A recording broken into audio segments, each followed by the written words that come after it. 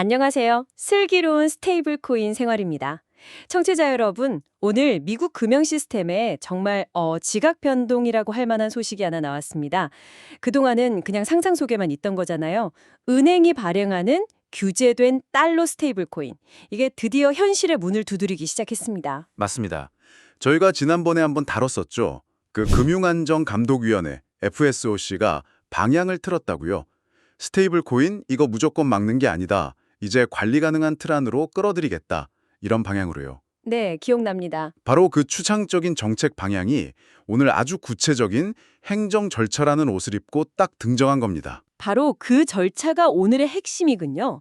미국 연방예금보험공사 FDIC가 은행들을 스테이블 코인을 발행할 때 어떤 서류를 내야 하는지, 또 어떤 심사를 받아야 하는지에 대한 규정안을 내놓았습니다. 오늘 이 얘기 정말 깊게 한번 들어가 보겠습니다.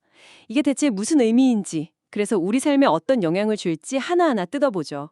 자, 그럼 우선 이 복잡한 FDIC 뉴스를 청취자분들이 이해하기 쉽게 딱 한 문장으로 압축한다면요? 네, 이게 이렇게 정리할 수 있겠습니다. 미국 은행들이 지급결제형 스테이블 코인 사업을 하고 싶으면 이제부터 이 절차에 따라 FDIC에 신청서를 내고 허락을 받아라. 이런 공식 가이드라인의 초안이 나온 겁니다. 근거 법안은 지니어스 액트고요. 아, 초안. 여기서 가장 중요한 단어가 바로 그 초안, 즉 제안, proposed rule이라는 말씀이시죠? 아직 확정된 법은 아니잖아요. 맞습니다. 그런데도 시장에 왜 이렇게 들썩이는 걸까요? 바로 그 점의 핵심입니다. 제안 단계라는 건 아직 바뀔 여지는 있지만요. 정부가 공식적으로 우리는 이 방향으로 갈 것이다 라고 선언하고 이제 시장의 의견을 듣기 시작했다는 뜻이거든요. 아, 선언을 한 거군요. 네, 이건 그냥 누군가의 아이디어가 아니라 실제 행정 절차가 굴러가기 시작했다는 아주 강력한 신호입니다. 뭐랄까, 불확실성의 안개가 걷히고 이제 길이 보이기 시작했다. 이런 거죠. 길이 보이기 시작했다. 재미있는 표현이네요. 근데 왜 하필 FDIC인가요? 보통 예금자 보호하는 기관 이렇게만 알고 계신 분들이 많을 텐데요. SAC도 아니고 CFTC도 아닌 FDIC의 등장이 왜 이렇게 무게감 있게 다가오는 걸까요? 정말 좋은 질문입니다. 바로 그 지점이 이번 뉴스의 행간을 읽는 열쇠예요. FDIC는 예금보험 기관인 동시에 미국에 있는 수많은 주인과 은행들을 직접 검사하고 감독하는 핵심 금융당국 중 하나입니다. 아, 즉, FDIC가 나섰다는 건 이 문제를 더 이상 특이한 암호화폐의 영역으로 보는 게 아니라는 거죠. 그럼 뭐로 보는 거죠? 바로 은행 시스템의 영역으로 보고 있다는 뜻입니다. 아하, 그러니까 이제 코인 투자자들만의 이야기가 아니라 월스트리트의 은행가들이 따라야 할 규칙, 그런 게 만들어지고 있다는 신호군요. 정확합니다. 그리고 이쯤에서 가장 큰 오해 하나를 확실히 잡고 가야 합니다. 많은 분들이 FDIC라는 이름 때문에 그럼 이제 스테이블 코인도 예금자 부호가 되는 건가? 하고 생각하실 수 있거든요. 맞아요. 저도 그게 제일 먼저 궁금했어요. 결론부터 말씀드리면 전혀 아닙니다. 아닌가요? 네, 이번 규정안의 핵심은 보험이 아니고요. 발행허가 절차입니다. 즉, 은행이 스테이블 코인이라는 새로운 상품을 출시할 때 감독 당국이 그 안정성이라던가 리스크 관리 계획을 심사하고 승인해주는 절차, 이걸 만드는 거지 그 스테이블 코인 자체에 예금 보험을 적용해준다는 뜻은 결코 아닙니다. 이건 꼭 기억해 두셔야 해요. 알겠습니다. 보험이 아니라 허가. 명확하네요. 그럼 이 허가 절차는 모든 스테이블 코인에 해당되는 건가요? 아니면 특정 종류만 대상으로 하나요? 아까 지급 결제 스테이블 코인이라고 하셨는데 그게 뭔지 좀 더 구체적으로 설명해 주시죠. 네, 바로 이 개념이 이번 제도화의 핵심적인 틀이라고 보시면 됩니다. 규제 당국이 아무 디지털 자산이나 다 받아주겠다는 게 아니거든요. 자기들이 정의한 특정 조건을 만족하는 것만 제도권이라는 레일 위에 올리겠다. 이런 거죠. 그 조건이라는 게 뭔가요? 세 가지라고 하셨던 것 같은데. 네, 크게 세 가지입니다. 첫째는 목적입니다. 투기나 가격 상승을 노리는 자산이 아니라 이름 그대로 결제와 정산, 여기에 쓰이도록 설계된 디지털 달러여야 합니다. 그러니까 주식처럼 사고 파는 게 아니라 진짜 돈처럼 쓰기 위해 만든 것. 마치 우리가 쓰는 체크카드 계좌처럼요? 완벽한 비유입니다. 그리고 둘째는 무조건적인 상환 의무. 발행한 은행은 이용자가 1스테이블 코인을 가져오면 어떤 상황에서든 1달러로 바꿔줄 법적 책임과 능력이 있어야 합니다. 아, 시장이 안 좋아서요. 이런 핑계가 안 통하는 거죠. 그렇군요. 그리고 셋째는 신뢰 구조입니다. 시장 참여자들이 이건 정말 1달러 가치를 유지하겠구나라고 믿을 수 있도록 충분한 준비금을 갖추고 또 투명하게 운영되는 그런 구조여야 하고요. 듣고 보니 이건 사실상 디지털 세상에서 쓸 수 있는 은행 예금과 거의 비슷한 수준의 안정성을 요구하는 거네요. 변동성 큰 암호화폐랑은 완전히 선을 긋겠다는 의도가 분명해 보입니다. 맞습니다. FSOC가 말했던 관리 가능한 형태로 정의하고 감독 가능한 구조로 제한에 사용한다는 큰 그림과 정확히 맞아떨어지는 움직임이죠. 그렇군요. 그럼 은행이 이런 스테이블 코인을 발행할 때 그냥 은행의 한 부서에서 만드는 건가요? 아니면 뭔가 특별한 구조가 필요한가요?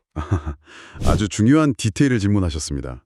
지니어스 액트랑 이번 규정안의 뼈대는요. 은행 본체가 아니라 별도의 자회사, subsidiary, 이걸 통해서만 스테이블 코인을 발행하도록 하는 겁니다. 자회사요? 굳이 회사를 따로 만들어야 하는 이유가 있나요? 있습니다. 이게 바로 규제 당국의 가장 큰 고민, 즉 리스크 분리를 해결하는 방법이기 때문입니다. 스테이블 코인 사업에서 해킹을 당하거나 운영 실수가 생기거나 아니면 준비금에 문제가 생기는 그런 최악의 상황이 발생하더라도 그 충격이 은행 본체로 번지는 걸 막는 거죠. 아, 일종의 방화벽 같은 거군요. 네. 국민들의 예금과 대출이 얽혀있는 전통금융 시스템을 보호하는 방화벽 역할을 하는 겁니다. 아, 일종의 금융적 격리 조치네요. 스테이블 코인 실험실에서 혹시나 불이 나더라도 은행이라는 본관 건물은 안전하게 지키겠다. 이런 설계네요. 바로 그겁니다. 그렇게 리스크를 분리해 놓으면 감독당국 입장에서도 훨씬 편해요. 그 자회사의 회계장부, 내부 통제, 기술 시스템만 집중적으로 들여다보면 되니까요. 또 독립된 조직이라 디지털 자산에 특화된 전문가들을 채용하고 전문성을 키우기에도 유리하고요. 그래서 은행이 발행한다가 아니라 은행이 리스크가 분리된 자회사를 통해 발행한다가 훨씬 정확한 표현입니다. 그 구조가 이해가 되네요.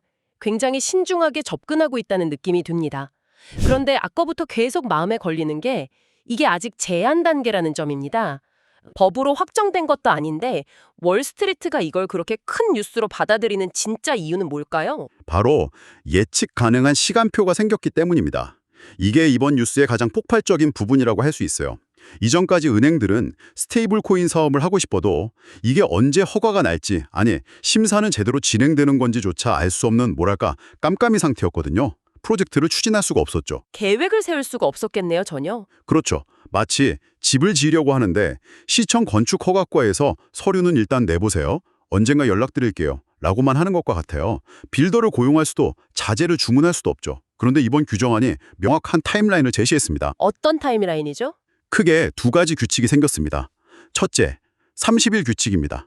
은행에 신청서를 내면 FDIC는 30일 안에 서류가 제대로 갖춰졌는지를 판단해서 통보해야 합니다. 아, 30일. 네, 더 이상 무작정 기다릴 필요가 없어진 거죠. 둘째는 120일 규칙입니다. 서류가 완비되었다는 통보를 받은 날로부터 120일, 즉 4개월 안에 FDIC는 승인 또는 거절 결정을 내려야 합니다. 와, 120일. 이건 정말 게임 체인저네요. 막연한 검토가 아니라 이제 시작과 끝이 있는 명확한 프로젝트가 되는 거잖아요. 은행 이사회 입장에서는 4, 5개월 뒤면 결과가 나오네? 그럼 지금부터 예산을 투입하고 인력을 뽑자. 이런 의사결정을 할 수 있게 되는 거고요. 바로 그겁니다. 불확실성이 예측 가능성으로 바뀌는 순간이죠. 물론 이 모든 내용은 앞으로 60일간의 의견 수렴을 거쳐 최종 확정될 겁니다. 그래서 내일부터 당장 시행된다는 게 아니지만 제도화라는 고속도로가 깔렸고 이제 진입로가 열렸다. 이렇게 이해하시면 정확합니다. 말씀을 듣고 보니 정말 중요한 변화라는 게 피부로 와닿습니다. 그럼 청취자분들이 헷갈릴 만한 점들을 마지막으로 한번 정리해보죠. 인터넷에 벌써부터 여러 가지 추측들이 난무할 것 같거든요. 예를 들어 이제 기존의 USDC나 USDT 같은 스테이블 코인을 다 망하는 거 아니냐 이런 질문이요? 네, 그 질문이 반드시 나오죠. 몇 가지 오해를 바로 잡아보겠습니다. 첫째, 기존 민간 스테이블 코인은 끝났나? 그렇게 단정하긴 이릅니다. 다만 시장이 두 개의 트랙으로 나뉠 가능성이 아주 높습니다. 두 개의 트랙이요?